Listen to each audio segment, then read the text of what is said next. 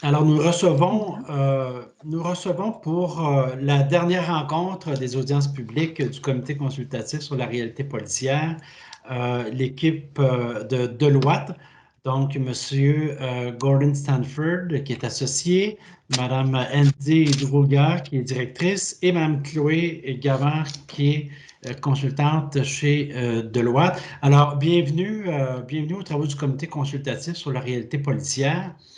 Rapidement, mon nom est Bernard Sévigny, je suis coordonnateur du comité et je vais animer cette rencontre avec vous. Je vous présente rapidement les membres du comité. Madame Marlene Jennings qui est avec nous. Bonjour. Madame Nicole Gibault. Bonjour. Monsieur Alexandre Matt. Bonjour. Qu'on entend mais qu'on ne voit pas. Et Monsieur Louis Côté devrait se joindre à nous incessamment. Alors, voilà, on va vous laisser une dizaine de minutes, 10 ou 15 minutes pour présenter les principaux éléments de votre réflexion sur la réalité policière. Et ensuite, on engagera une discussion d'une vingtaine de minutes avec les membres du comité et simplement la fonctionnalité de lever la main lorsque vous allez vouloir prendre la parole. Alors là-dessus, Monsieur Sanford, je vous laisse la parole. Peut-être avant de débuter, présenter les membres de votre équipe et par la suite, nous allons procéder à la présentation. Oui, merci. Si tu veux, je vais passer chez Chloé, qui parle français parfaitement, s'il vous plaît. Oui, alors bonjour à tous et merci à vous de nous avoir accordé cette audience. Alors, mon collègue Gordon est donc le dirigeant global de Deloitte pour ce qu'on appelle le lifelong learning. Donc, c'est l'apprentissage tout au cours de la vie. Et Andy Druga est directrice, elle est membre du groupe Défense, Sécurité et Justice. Et moi-même, je fais partie de ce groupe et nous avons travaillé ensemble pour le ministère de Colombie-Britannique de la Sécurité publique sur des sujets de police. Donc, pour notre présentation aujourd'hui, nous allons survoler les points principaux de notre rapport. Et donc, nous n'allons pas aller page par page parce qu'on veut garder du temps pour les questions et les réponses. Et donc, comme vous l'avez dit, vous avez déjà pris connaissance du contenu. Donc voilà, donc sans plus attendre, les développements technologiques des dernières années ont bouleversé la façon dont nous travaillons, dont nous vivons et dont nous interagissons. Et certains de ces bouleversements technologiques ont eu des effets positifs sur la façon dont nous travaillons et dont nous vivons, mais ils ont également eu des effets négatifs et ont ajouté une certaine pression sur les institutions que nous avons créées pour nous aider et nous servir. Donc en particulier, on pense à l'éducation, la santé, la police. Et de plus, les événements de l'année passée, donc le meurtre de George Floyd aux États-Unis et la pandémie de Covid, ont ajouté à ces pressions existantes sur nos institutions et ont également mis en relief à quel point nous vivons dans un monde interconnecté. Et cette interconnexion se manifeste également dans le contexte. Et ce que nous voulons dire par là, c'est que les constructions sociales, donc la police, la santé, l'éducation, ont un impact sur la société, mais également les unes sur les autres. Et ce qui veut dire que chacune de ces institutions fait ou ne fait pas a des répercussions sur tous les autres membres de la chaîne. Et la police en particulier constitue souvent le dernier maillon de cette chaîne. Et à ce titre, elle ressent des impacts multiples des actions ou de la non-action des autres institutions qui se trouvent en amont. Donc nous pensons que tous ces défis représentent une opportunité unique de repenser les fondamentaux de ce qu'est la police et de se pencher sur le sens que notre société accorde au concept de sécurité publique et vraiment creuser pour comprendre quelles sont les attentes de la société par rapport à sa police et par rapport au rôle que doit jouer cette police. Donc le mémoire que nous avons présenté s'appuie sur notre expérience canadienne et mondiale, puisque nous travaillons avec des forces de police dans le monde entier. Et ce que nous observons, c'est que toutes ces forces de police font face à des défis similaires à ce qui est observé au Québec. Et donc notre mémoire s'appuie également sur nos connaissances et notre expérience dans le domaine de la gestion, de la science opérationnelle. Et nous présentons également des approches uniques et novatrices pour tout ce qui concerne la conception et la compréhension des organisations. Donc en particulier, nous penchons sur le concept de la conception centrée sur l'humain, sur tout ce qui a trait au développement technologique et sur les conceptions opérationnelles efficaces et efficientes.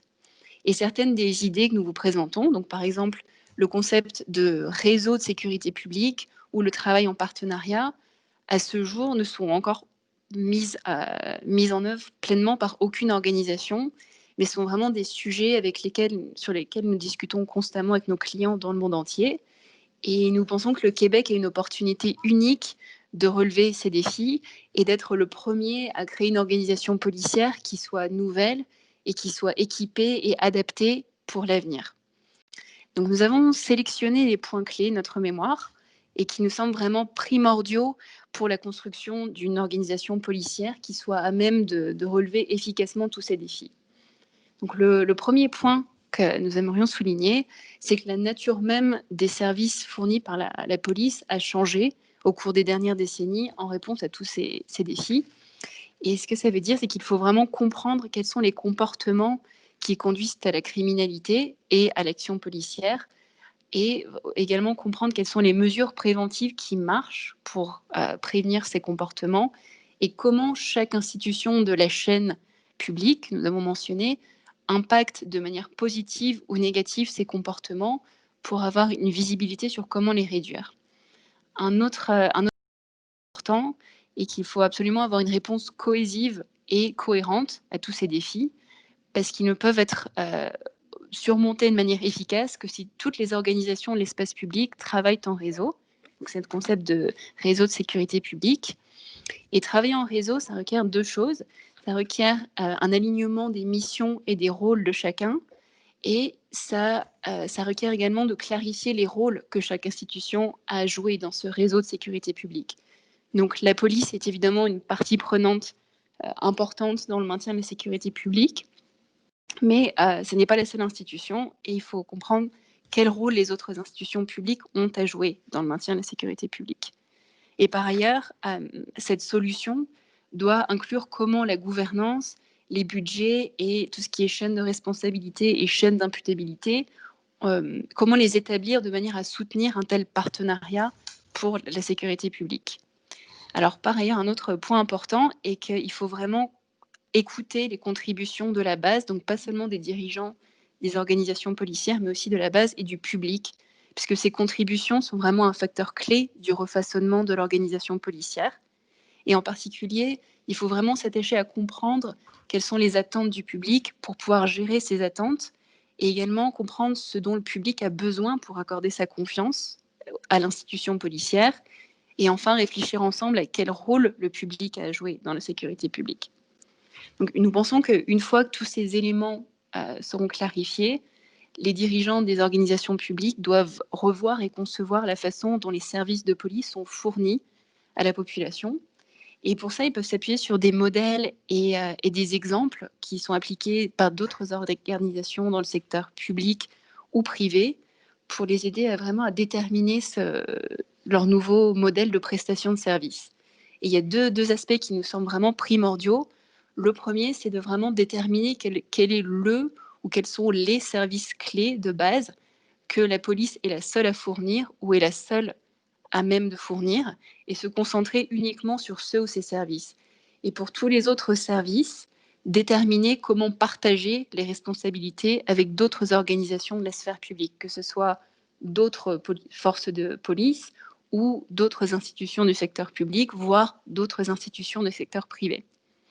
Et un autre aspect fondamental du refaçonnement de la prestation de service, c'est de partager certaines des fonctions de soutien opérationnel, en particulier les plus spécialisées. Donc, par exemple, on peut penser aux outils de lutte contre la cybercriminalité, qui sont extrêmement coûteux, même trop coûteux, pour un service de police individuel, mais qui pourraient être partagés au sein d'un service auquel d'autres forces de police auraient accès.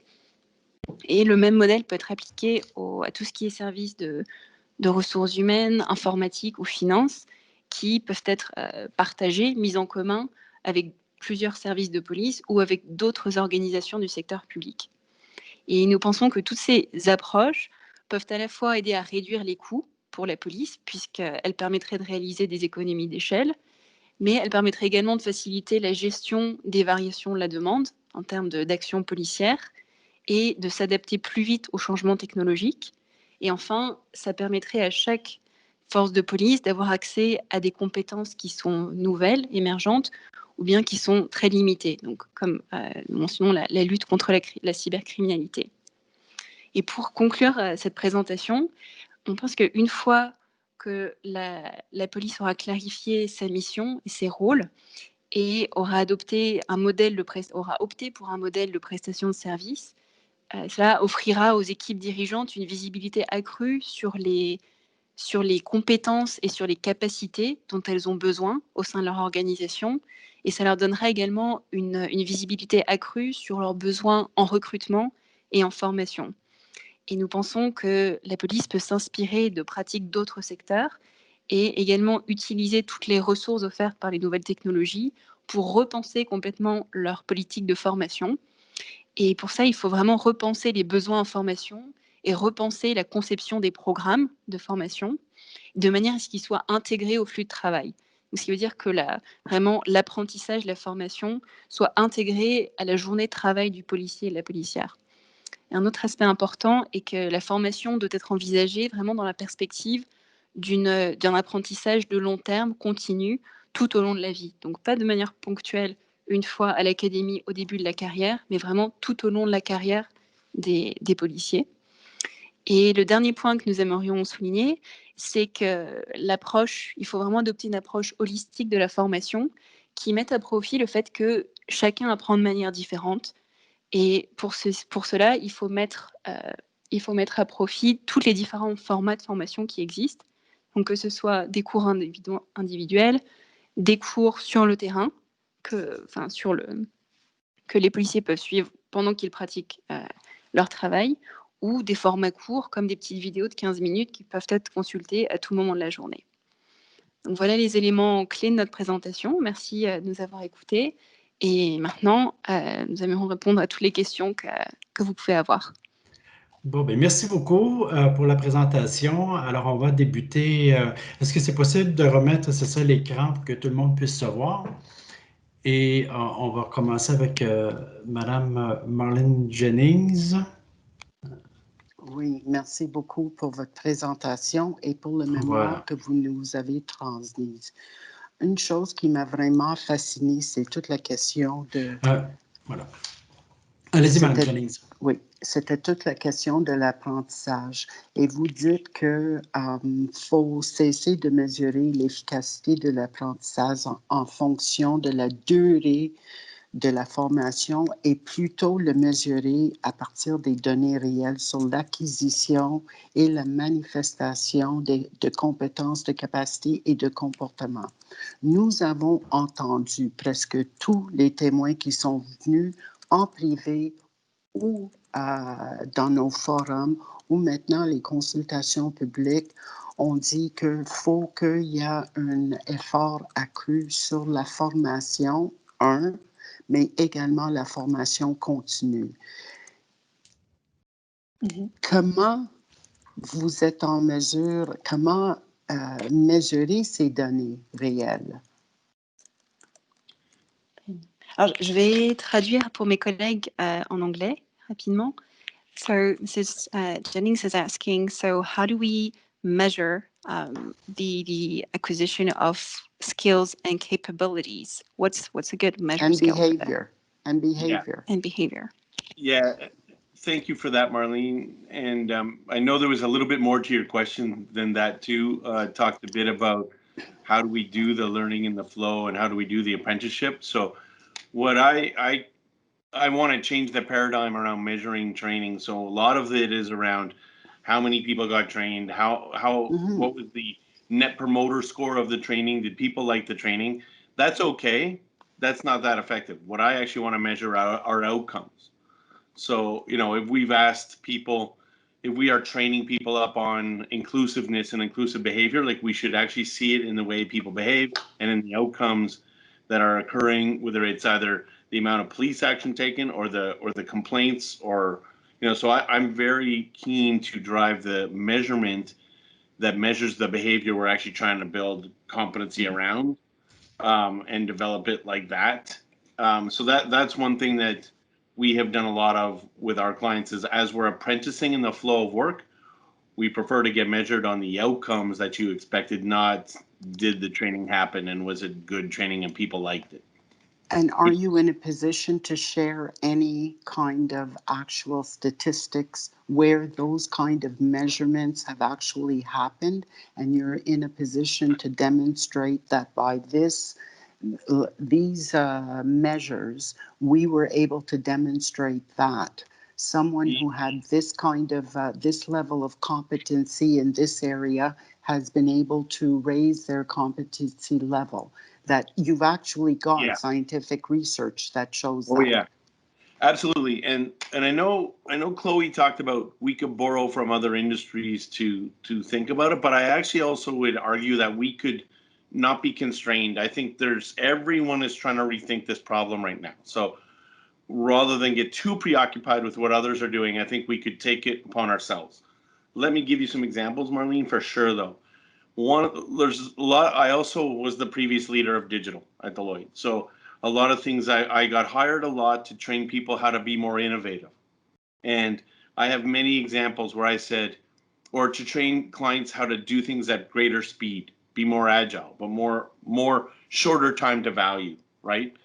So we were pivoting our training to say, pay us when stuff goes out the door, or pay us when your team is actually creating new products and services or innovation. So let's evaluate the efficacy of the training by saying, are actually people acting in a more innovative way? We taught them a bunch of skills. Are they using them? So those are basic examples. There are others. And I always kind of agree to what are those findings with like, what are those KPIs and metrics that we want to measure together that we have the science well enough defined to actually prove. But I think we're seeing a pretty big movement. And it's funny because if you ask internal learning departments, they are very much focused on Net Promoter Score and the amount of training that happens. And did people comply to that training? And some of that is really important. The compliance-driven training has to be completed, and you have to track that. I get that. But I've been working very closely with more of what I would call business owners to come up with those value measures that say we want to see different behaviors. So we do have lots of examples like that. One last question. And is it possible when it's mandatory training that's required to do both the traditional kind of measures, because yes, you have to demonstrate the person actually took the course, etc., but at the same time use these new kind of measures to determine whether or not it's actually improved their competencies, their abilities, their behavior, depending on the type of training it is? 100%. And as a matter of fact, we always do that because there's still people that want to see the old measures. Somebody wants, like, let's just keep that going. And compliance training is different. You have to make sure, you have to report back. X number of employees did it, or X number of employees are going to do it. X number of employees passed the exam. You know, sometimes there's like a minimum standard.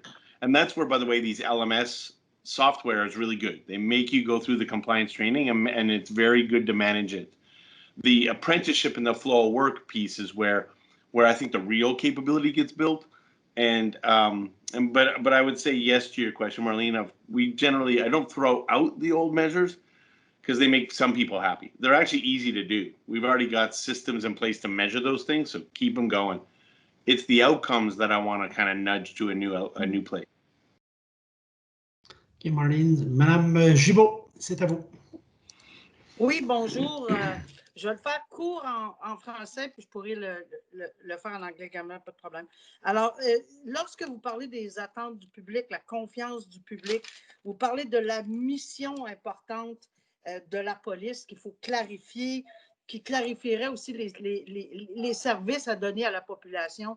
Est-ce que vous avez un modèle, parce que vous êtes quand même à travers le monde, là, est-ce que vous avez un modèle que vous pourrez... Ça se peut que ce soit mon petit chien.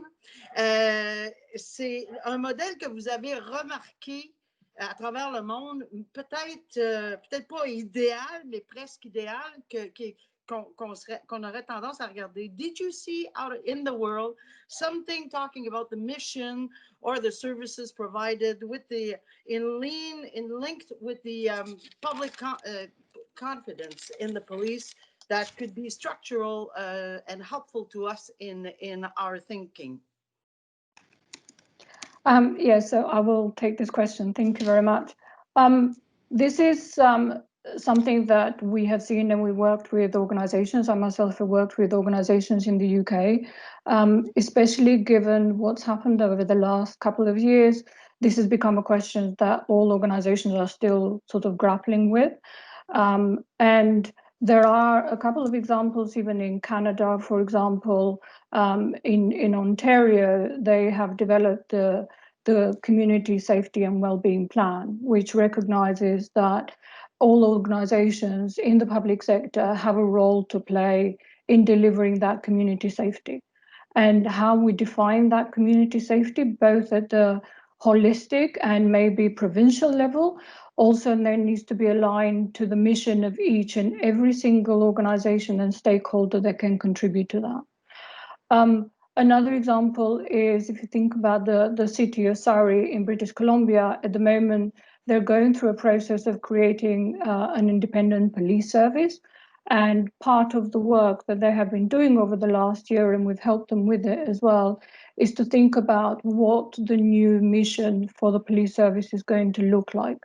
And that has been very much in the context of considering the community safety agenda that the city have already got in place. Looking outside Canada, when in the experience in the UK, for example, much more established, and the context is there's a number of police services, but they work very much closely together and they report to the same line, to the Home Office. But they're using the principles of Robert Peel, who was the founding of the modern policing in the UK.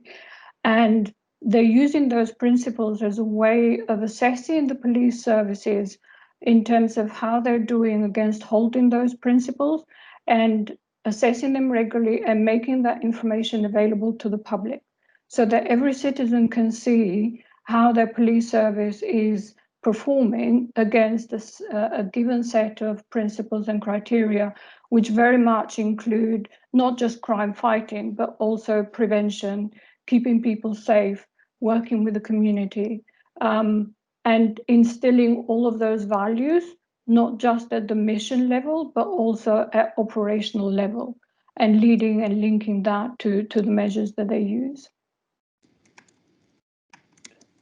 Complémentaire, talking about community on the ground, what was that? Can you give us some example of pure community police or something like that? I know in Ontario, but in the UK, is it the same?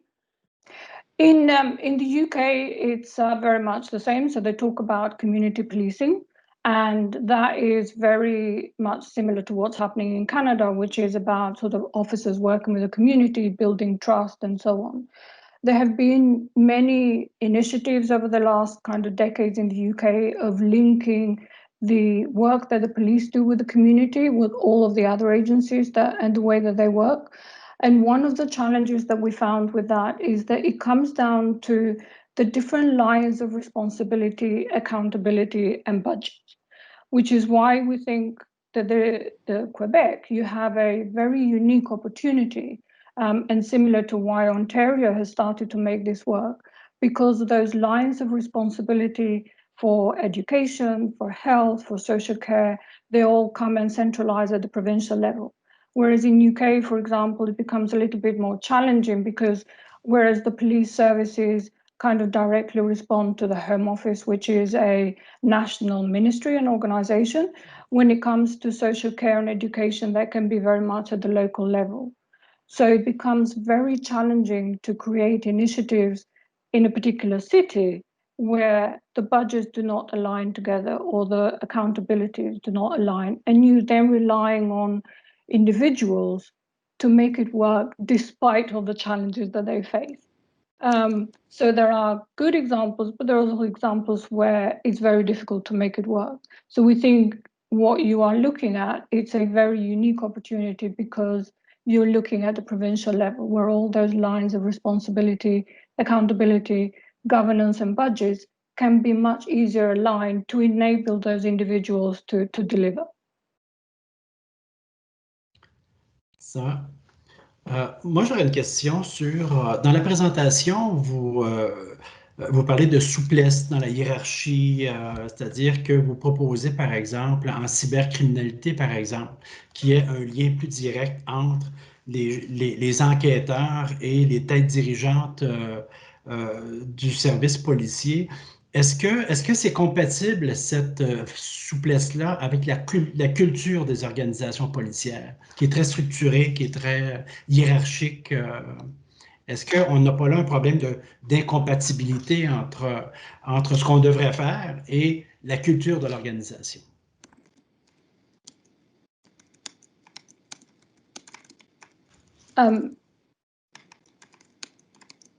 Yeah, so what we talked about, the cybercrime, this is more about thinking of different ways of delivering the services. The police, law enforcement in general, public sector organizations in general tend to be slower in adopting new technology than the private sector or private individuals.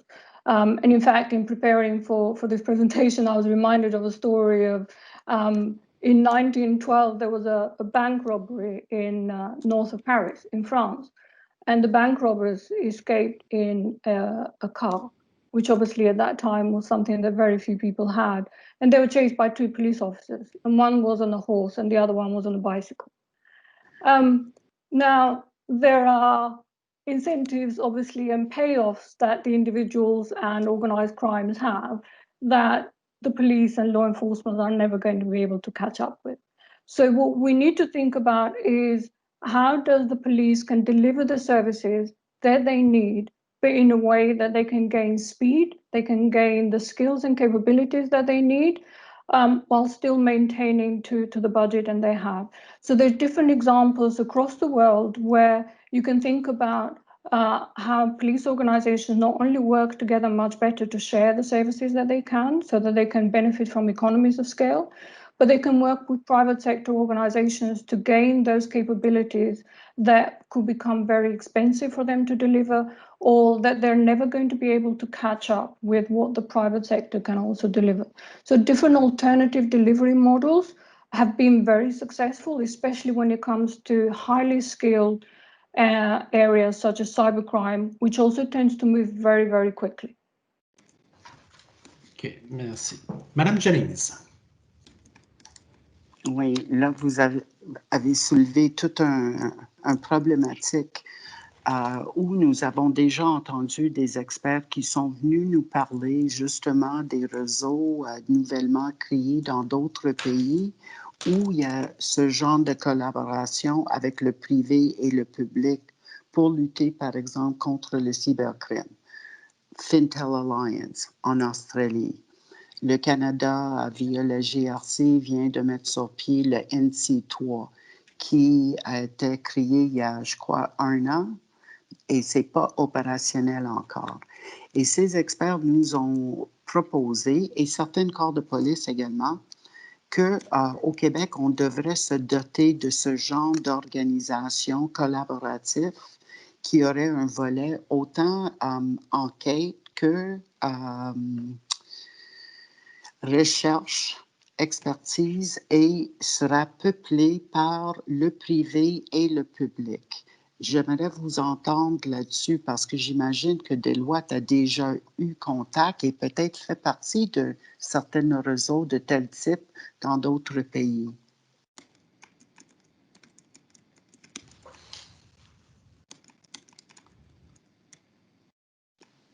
Je vais traduire rapidement pour mes collègues. So other experts have come to the committee and provided other examples of networks in other countries in partnership with the private sectors, for instance, in Australia, and are suggesting that Quebec adopt such a model of cooperation with the private sector in the field of investigation, but also research and development.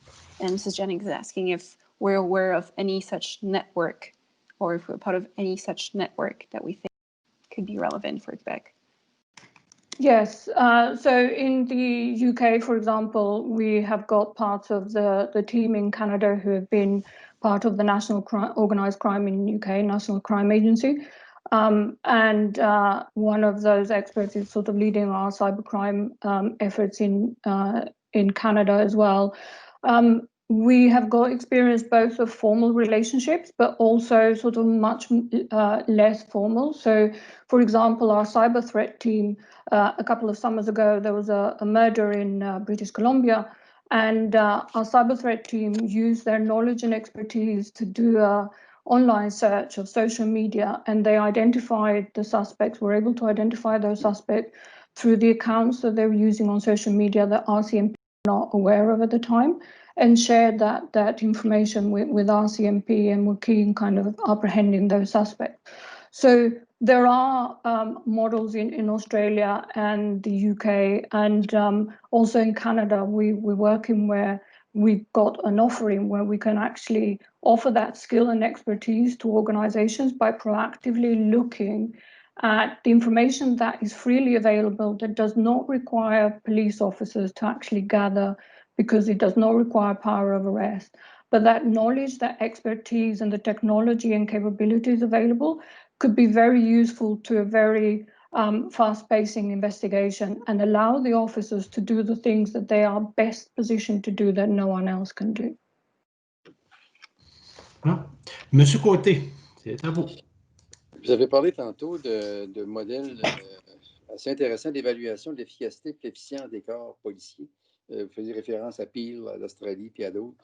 Avez-vous plus de détails là-dessus, sur le modèle qui a été développé? So when we refer to models to evaluate the effectiveness and efficiency of police services, like the Peel factors in Australia. So Mr. Cote is asking if we have more specific examples of how these works. So the Peel assessment is something that the UK government has implemented with the 43 police services that they're actually in the UK. And the way that it happens is they've taken the 9 principles that were developed by Robert Peel and articulated into a set of measurements that will measure police effectiveness, their operational effectiveness, so how they spend their budgets, their operational effectiveness in terms of the crime prevention, the investigations, and how they use their resources, and also their interactions with the public and the levels of public trust. And every single year, they run an assessment of each police organisation against the same criteria. So every police force is measured against the same level of criteria.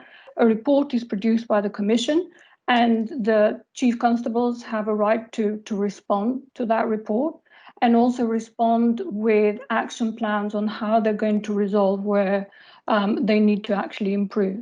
And all of that information is made public. So everyone can actually see how their force is operating, where they need to improve, and the promises that the chief constable makes to make improvement to that. And that has been key in building public trust in how the organizations work, and also creating a level of competition in terms of performance between each of the services, because they can see where they can do better, but also enables them to share best practice. Something that might work in one area could actually be implemented somewhere else as well. Now, there is a little bit of context in that, which is that the police services in UK tend to be organized in the same way. They measure their budget and performance more or less in the same way. So it provides a kind of background on which they all can work from. OK, thanks. Madame Gibault, le temps file, alors vous allez faire la dernière intervention. La parole. Oui, c'est pas une question très longue, c'est juste que dans vos, ça doit être ces expertises pointues dans la cybercriminalité puis dans la découverte de l'exemple que vous nous avez donné, le meurtre, etc. Ces firmes-là, où c'est des coûts à variable, à géométrie variable, comme on dit, ça doit être énorme, les coûts. It must be extremely costly to get some expertise in that domain for cyber crime or stuff like that, or is it I know it's nothing is worth to find a criminal or something, you know, we understand that, but I mean, is it a huge range depending, or what do we have a little bit of a, est-ce que vous avez une idée? Avez-vous une idée là-dessus? Yeah, I mean, maybe in generalities I can speak, but I think this concept of partnering more with the ecosystem, especially on emerging capabilities, is really important. All this new stuff is scarce at first, but you would actually be shocked at how much collaboration and communication you can get. So there is a whole bunch of different models about how to do that. There's actually quite a lot of even open source crowdsourcing contests out there to understand things with data. And people would be willing to demonstrate their competency. So there's different models. And I think what I encourage a lot of organizations to do is think more broadly outside your walls, not just for inspiration, but also for collaboration and connectivity. I do think it's very hard to build these very nascent, and you know, you're up against state-sponsored organizations that have a lot of money that can put into cyber. So you need to kind of think about how to marshal resources against that, using the ecosystem that's available, and other places like academia and other places where we are trying to build out the latest thinking. And I don't know.